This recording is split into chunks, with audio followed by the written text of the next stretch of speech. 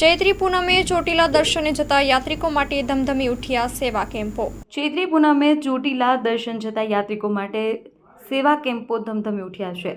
સાયલા તાલુકાના સામતપર ગામના પાટિયા પાસે જય શક્તિ યુવા મિત્ર મંડળ દ્વારા દર વર્ષે નાસ્તાનું આયોજન કરવામાં આવે છે।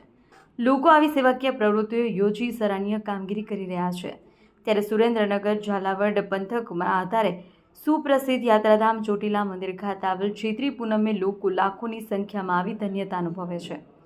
ચોટીલા જતા પદયાત્રીઓ રસ્તા પર મોટી સંખ્યામાં જોવા મળે છે। ચૈત્રી પૂનમના દિવસે ધજા ચડાવવાનું મહત્વ રહેલું છે।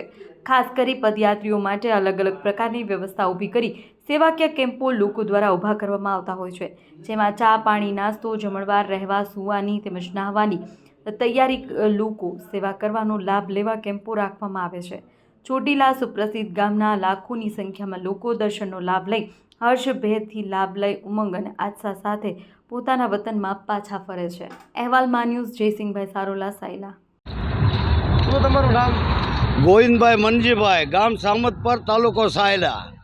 અમે છેલ્લા 5 વર્ષથી આ કણે ગામ સમસ્ત મળી અને આ સેવાનું કાર્ય કરીએ છીએ અને ભગવતીની અમારા સાવનમાં ચોટેલાની દિયા છે, ગામમાં અમારો હંપ છે અને આખા ગામ સમસ્તે આ હળે મળી અને આ સેવા હાલતા સંઘને ચા પાણી નાસ્તો અને બને એટલી સેવા અમે કરી રહ્યા છીએ। ભગવતીની આટલી અમારી દિયા છે।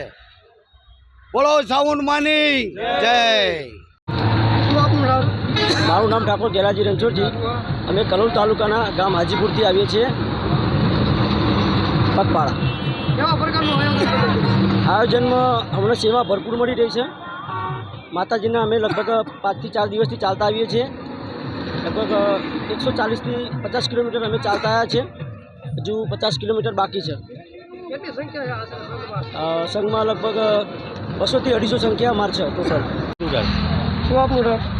સચિન પ્રજાપતિ, ત્રાગઢ પગપાળા સંઘ ચોટીલા અમદાવાદથી। અમે કોઈ બી જગ્યાએ સેવામાં કેમ્પમાં ઉપાડીને બહુ સરસ સેવા આપે છે અને એમનો ખૂબ ખૂબ આભાર, ધન્યવાદ। અને કેટલા દિવસથી તમે આયોજન? અમે 6 દિવસ થઈ ગયા છે, 6 દિવસ થઈ ગયા, પણ 6 દિવસ અમે બહુ અનુકૂળ સારું લાગે છે માતાના દર્શન કરવા ચોટીલા અને બધી જગ્યાએ સારી સેવા મળે છે।